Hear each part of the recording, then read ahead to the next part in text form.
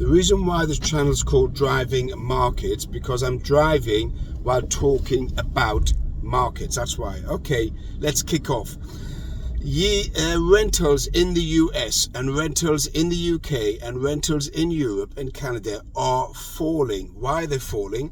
Because what you have is landlords invest in property, and that investment now is not returning the yield or the percentage return to make it profitable. So what are they doing? They're now selling their residential properties, selling their residential lettings. As a result of them selling their residential lettings, what you do have now is property prices in certain areas are falling. As a result of that, because more properties are becoming available because landlords are exiting, then you have rentals which are going down. So now the power is turned around, where you've got the strength in the hands of the tenant as opposed to the hands of the landlord. That's due to higher interest rates across the board: Canada, US, UK, Europe, etc. And that is going to be a phenomenon that's going to continue over the next year, 2 years. CNN came out, which is not a particular channel that I cherish. I have little respect for CNN, but they came out with a report that the economy, US economy, is doing so well that the Fed may not reduce interest rates in 2024.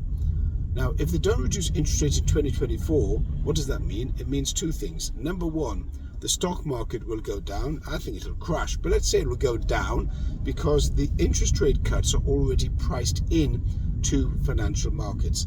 In addition to that, property prices will fall and more landlords will exit because they can't afford to pay the interest payments to the banks to support their commercial property or the properties that they're letting out to individuals or to businesses.